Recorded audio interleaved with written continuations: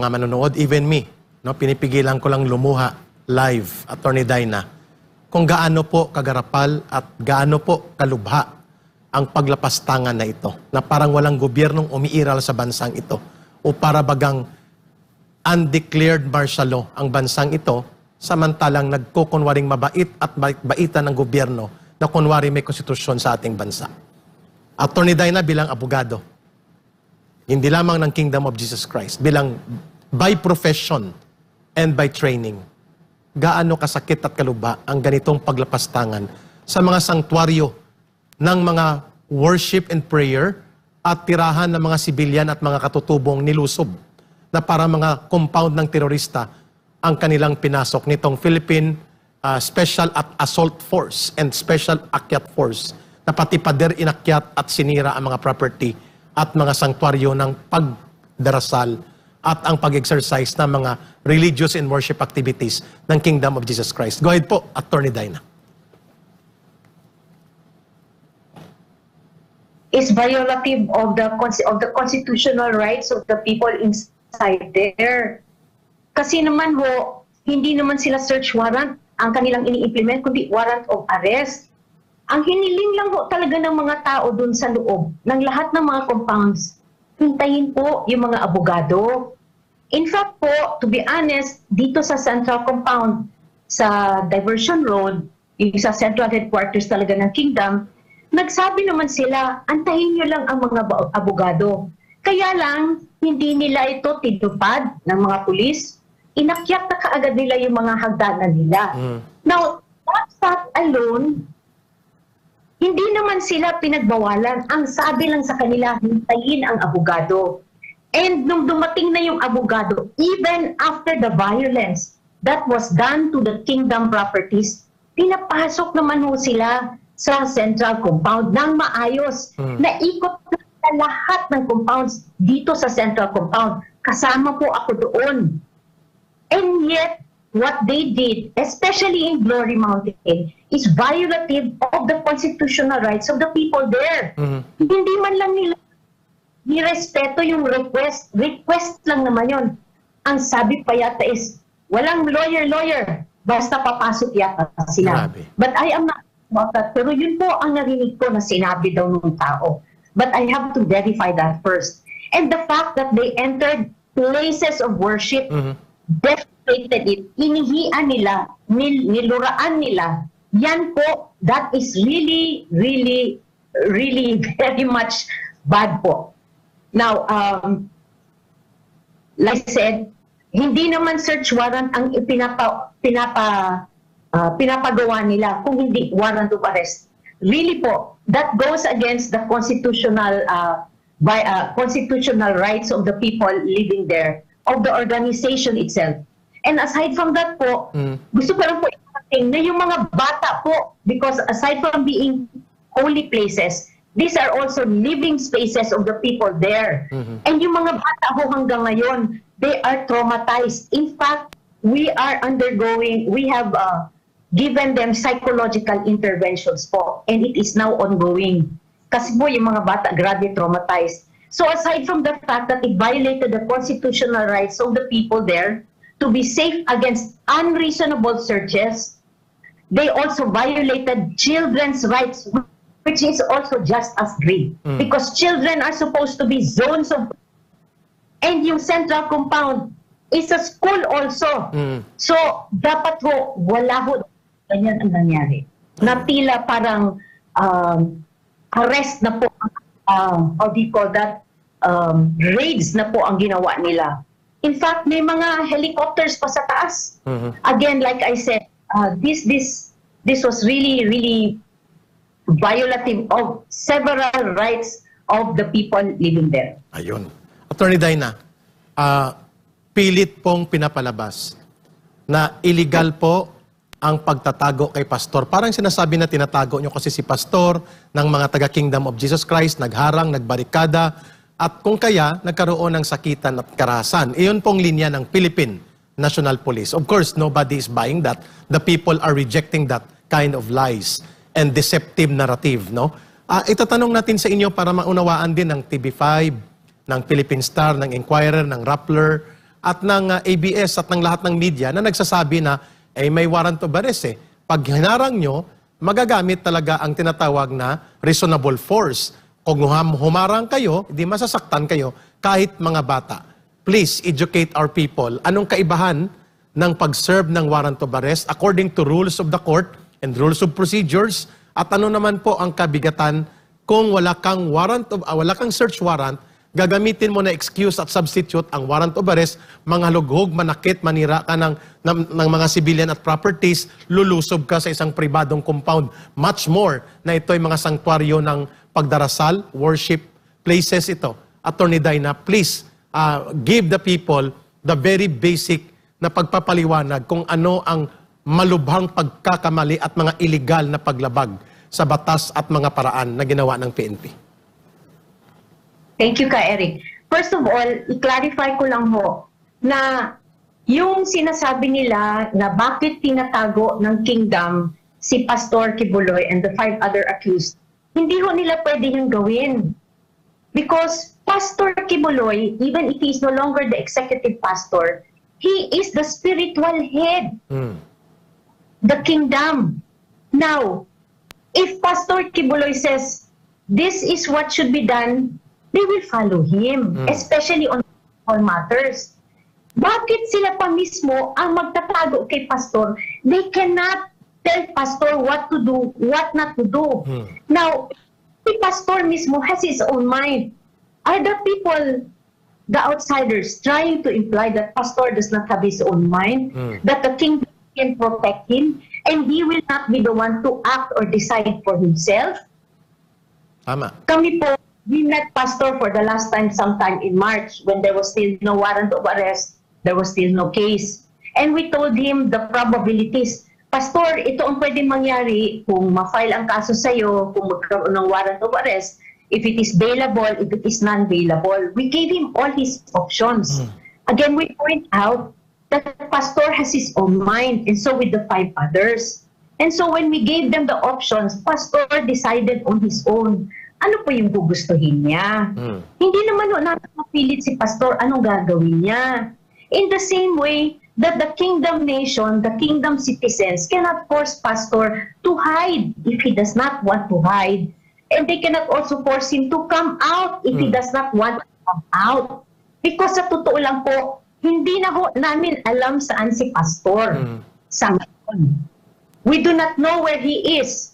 If he is still in Mindanao, if he is in the Visayas, if he is in Luzon, if he is in the Philippines, we do not know where he is. Sa totoo lang po.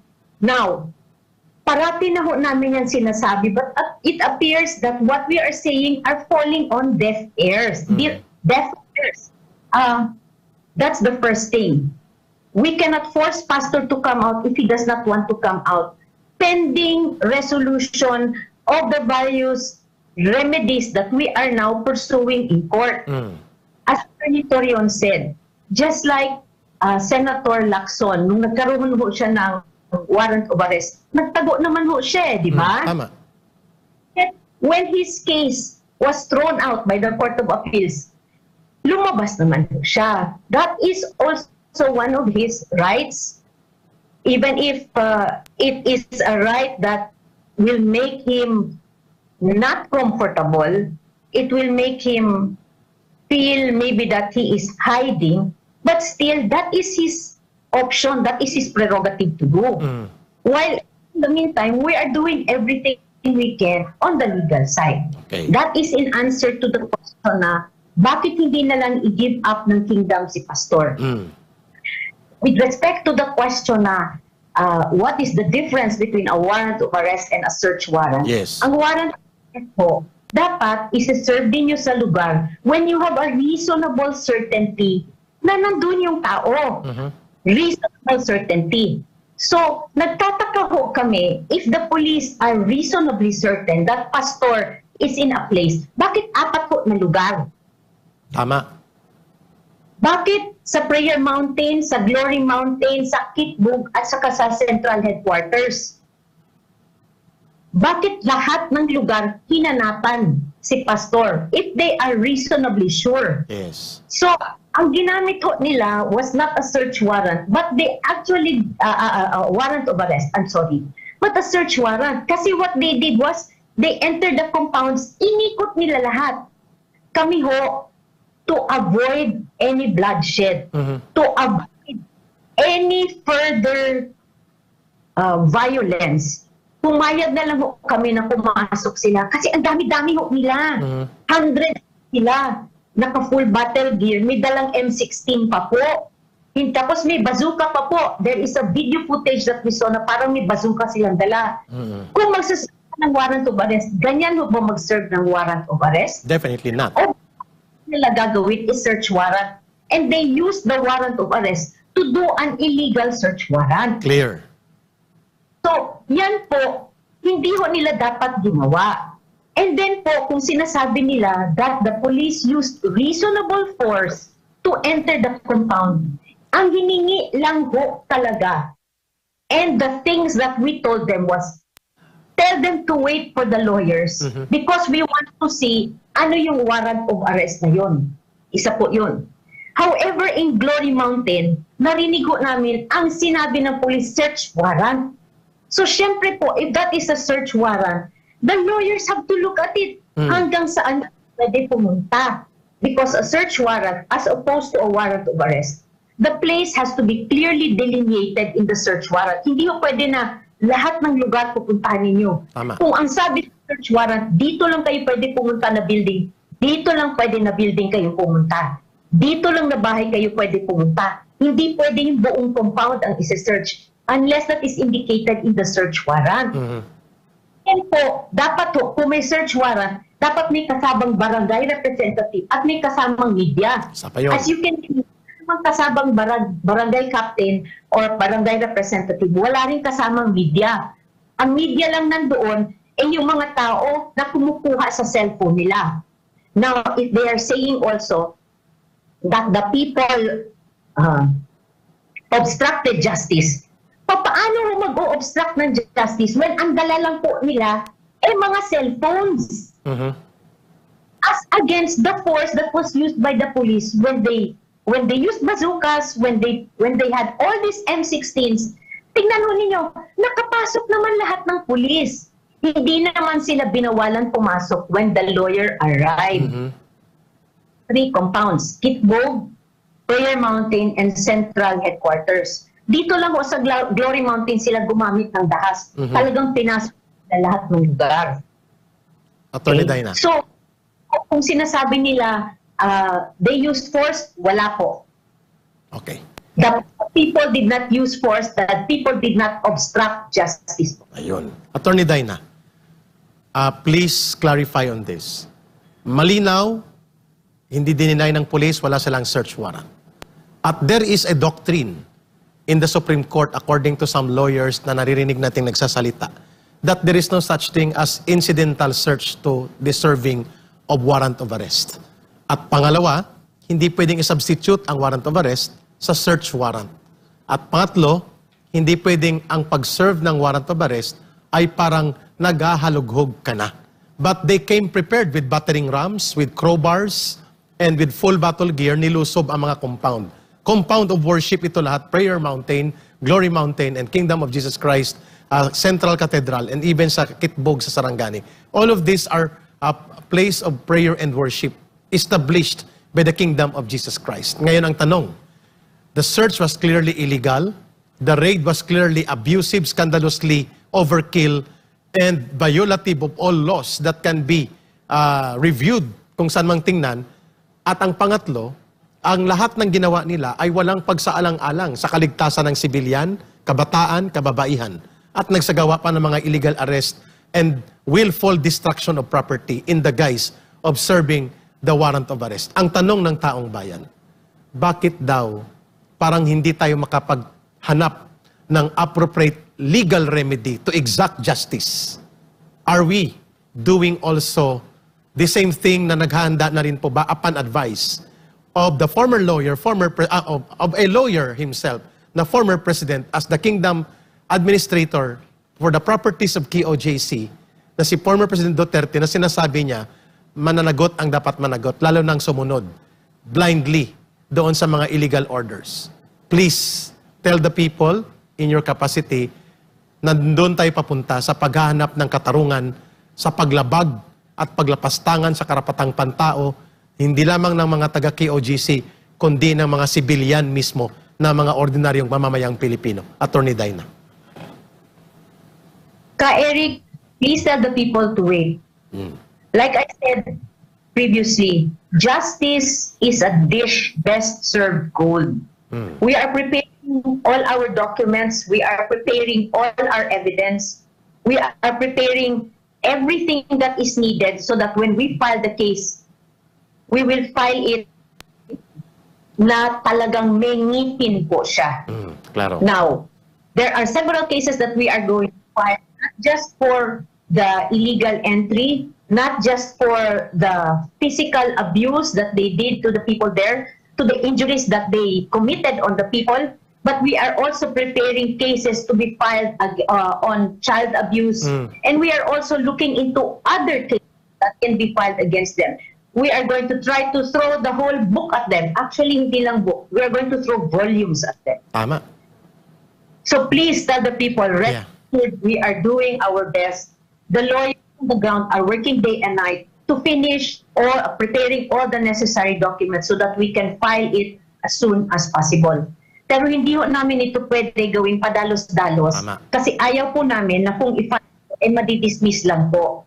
Gusto po natin, kung i-file natin po, mapapanagot po natin sila sa kanilang mga ginawa. Ayun, klaro ha.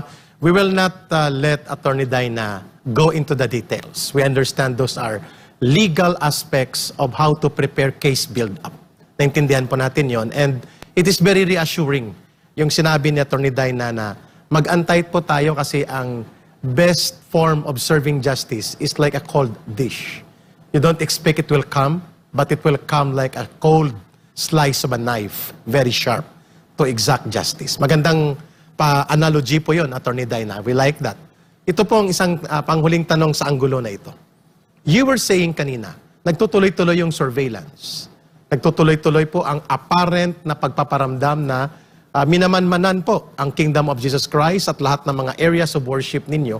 Ito po ay illegal because even under the anti-terrorism law, na mayroong pagpapahintulot na gumamit ng surveillance, ang mga intelligence and security forces, they have to take clearance from the court, hindi lang court, kundi I think Court of Appeals ang dapat mag-approve ng surveillance explicitly. Ang sa inyo, lantaran po, garapalan at walang pakundangang nilalabag po ang anti-surveillance, anti-operations that violate the law na parabagang ang mga security forces o yung mga police na gumagamit o sino pa mang unit na nandyan na gumagamit ng surveillance equipment ay they can circumvent and run above the law. Attorney Daina, gaano po kadelikado na ganito ang kalagayan ninyo at walang nagpupuna doon sa mga gatekeepers of institution of democracy, justice, and law like Integrated Board of the Philippines, deafening silence, Korte Suprema, ayawan ko kung saan sila nakatingin. Why is this so, Attorney Daina? Very, very similar to the first 3-5 years nang idineklara ang martial law noong 1972 na ang lahat ay bumahag ang buntot except po ngayon na nagsasalita ang Kingdom of Jesus Christ and lawyers like you, Attorney Torion and the likes, kayo, ikaw, Attorney Daina, ay hindi nyo po ginigive up ang pagiging tanglaw ng katarungan at ng proseso ng tamang batas sa ating bansa. Please explain it to the people. I think the reason why the people are not doing that is because there has been media silence on the matter. The only one, I will be frank, the only one speaking up now is SMNI. And news on other, perhaps the news in other stations have been sanitized by the police. And these are the versions that are given by the police to them. I really do not know. But these are speculative, no? This is only just speculation on my part. Like I said, ang sa akin po, perhaps the people out there do not know the gravity of what has been done to the kingdom. And that is why they are silent. But kami ho, we are also liaising with other agencies to check on their reactions on this. Rest assured ho, na if they will not do anything, perhaps because they feel that it was not really that grave as appearing in the news, then we will do our best that on our part, we will also tell the outside world what is happening. Perhaps it might be in the mainstream media, but it will be in the form of cases that will be filed against them. Claro. Attorney Dina, tama po, you're not just speculating. It is really stating the obvious. Apparently po, tumiklop na ang mainstream corporate media. For obvious reasons, natatakot na kagaya ng nangyari sa SMNI, gogorgorin at kakatayin ang kanilang mga prangkisa at ang kanilang mga permiso sa pagbo-broadcast o paglalabas ng kanilang mga media products ay maapektuhan. That is true. Or, ang malala, they were co-opted already because of huge sum of money. Malinaw naman po yun, hindi na kami magpapatumpik-tumpik. Kaya didiretsuhin ka namin. Attorney Dina, you may comment or you may not, but this will be our final question for you, and then you can have your final message on this episode interview. Number one, an operation of the PNP such enormous and highly impactful to public security and to public opinion ay hindi kayang apurbahan lamang ng regional director ng PNP. Ito po'y manggagaling at the minimum sa command ng Philippine National Police, no other than the Chief PNP. And the workings of the mechanics there for command responsibility, hihingi yan ng clearance sa DILG Secretary, ang PNP Chief, because ang DILG ang kanyang supervisory agency.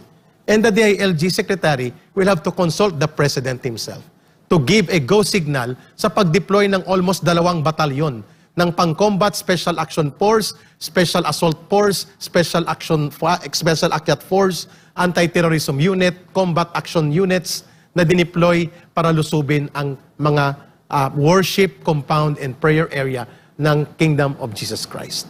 Meaning, respondiat superior, Attorney Dina Tolentino Puentes. The command responsibility principally rests on the shoulders of Marcos Jr. as the President and the overall Commander-in-Chief, the DILG Secretary who is the alter ego supervising the PNP and the PNP Chief. Lahat sila po tahimik. At ang gimmick nila i-relieve ang mga lower ranking officers except the general na namumuno sa Davao para lang may semblance of administrative review of the overreach and overkill and excessive abusive actions that they did in the raids against, illegal raids against Kingdom of Jesus Christ. Would you like to comment on that?